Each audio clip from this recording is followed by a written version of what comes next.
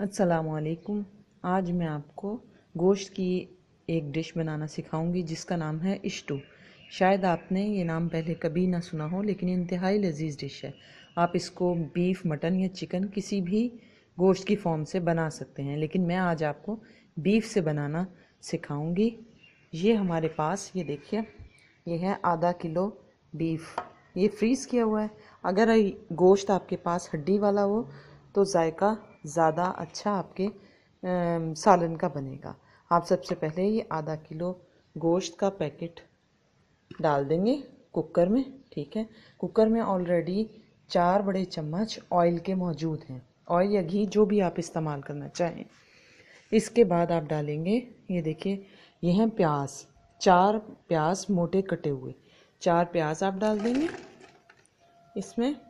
इसके बाद हम डालेंगे, ये देखिए, ये है लहसुन, ये एक पोथी गड्डी लहसुन की है, ये आप डाल देंगे। फिर हम डालेंगे साबुत गरम मसाला। साबुत गरम मसाले में हमारे पास आप देख सकते हैं काली मिर्च, लौंग और बड़ी इलायची और दालचीनी के टुकड़े मौजूद हैं, ये हम इसमें डालेंगे। फिर हम डालेंगे साबुत पिसी हुई मिर्च आधी चमची। फिर हम डालेंगे नमक 1 चम्मच। और इसके बाद हम डालेंगे, ये देखिए, ये क्या है, ये साबुत धनिया।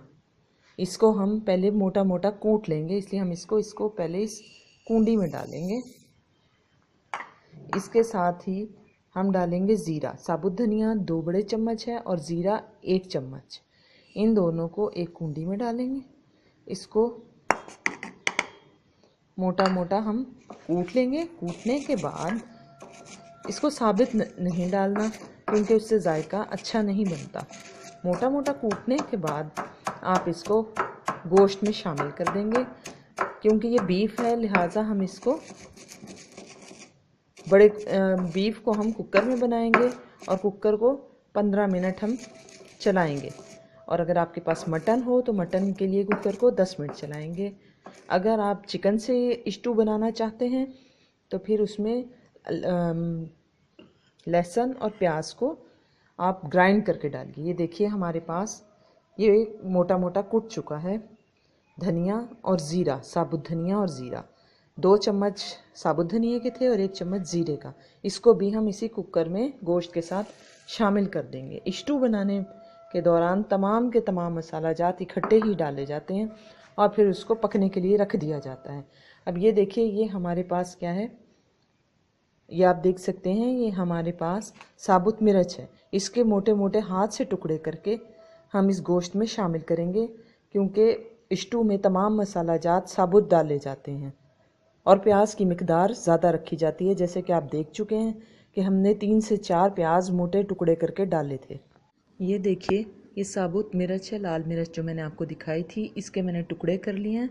ये हम बाकी दीगर तमाम मसाला जात में गोश्त में शामिल कर देंगे। इसके बाद हम ये टमाटर, ये 3 टमाटर हैं, इसके मोटे टुकड़े करेंगे और इसको इसी गोश्त के मसाले में हम शामिल कर देंगे। ये तमाम मसाला जात शामिल करने के बाद हम कुकर बंद करके 15 मिनट के लिए चलाएंगे।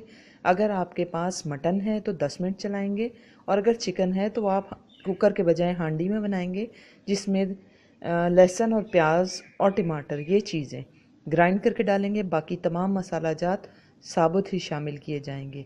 ये स्टू है, इसमें तमाम मसाले साबुत शामिल किए जाते हैं। इसका जायका इंतहाई लजीज और मज़ेदार बनता है। अब हम कुकर को ढक के 15 मिनट के लिए चलाएंगे।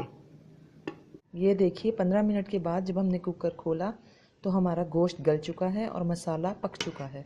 अब हम इसको अच्छी तरह भूनेंगे गोश्त को, ताकि ये पानी जो आप देख रहे हैं, ये पानी खुश्क हो जाए और इसमें से घी निकल आए। जब घी निकल आएगा तो फिर हम इसको नान के साथ या रोटी के साथ सर्व करेंगे। आप एक बार बना कर देखिए, इंतहाई लजीज स्टू तैयार हो जाएगा, जो कि आप खाकर बहुत इंजॉय करेंगे। ये देखिए, मज़ेदार स्टू तैयार हो चुका है।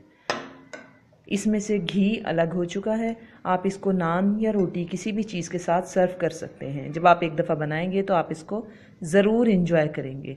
खानों की मज़ीद तराकीब के लिए आप इसी वीडियो के कोने में मौजूद मेरे चैनल के आइकन को सब्सक्राइब करें और मज़ीद लजीज़ खानों की वीडियोस को एंजॉय करें।